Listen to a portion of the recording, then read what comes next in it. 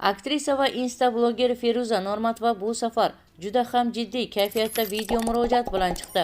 Uning bu chiqishi omma orasida keng muhokamalarga sabab bo'ldi.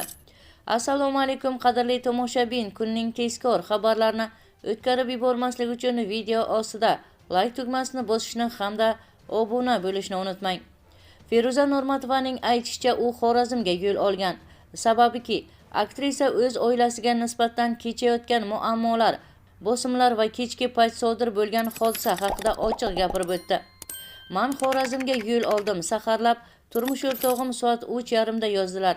Seni bitta ko'ray, keyin nima bo'lsa bo'lar dedilar. Chunki kecha ayrim sabablarga ko'ra ketgan edilar", deydi Feruza Normatova. Aktrisaning so'zlariga ko'ra, ba'zi ishlar tufayli yana ularning oilasiga nisbatan turli bosimlar bo'lyapti.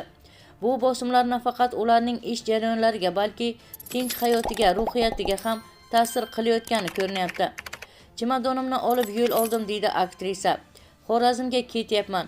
Tinchimizni judayam buzishyapti. Inshaalloh men bugun ishonaman, yechimi yaxshilik bilan tugaydi. Agar yaxshilik bilan tugamasa, O'zbekistonda qonunlar ishlaydi.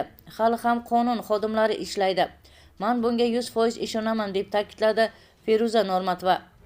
Feruza Normatova muxlislariga murojaat qilib, bu voqea nimadan boshlanganini, qanday davom etgani va kimlar aralashgani haqida keyingi videolarda batafsil aytib berishini ma'lum qildi.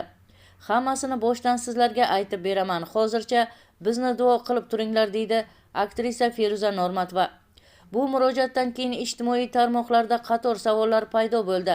Nima sababdan oilaga bosim bo'lyapti? Hodisadan kimlar manfaatdor? Bu mojaro qay tomonga buriladi? Feruza Normatova bu galgi chiqishi bilan yana bir bor shuni ko'rsatadiki, uning hayotidagi har bir burilish omma uchun qiziq. Har bir bergan so'zi muhokama markazida bo'ladi. Qadrli muxlis, agar sizga bu mavzu qiziq bo'lsa, keyingi videolarimizda bu voqeani batafsil yoritib boramiz.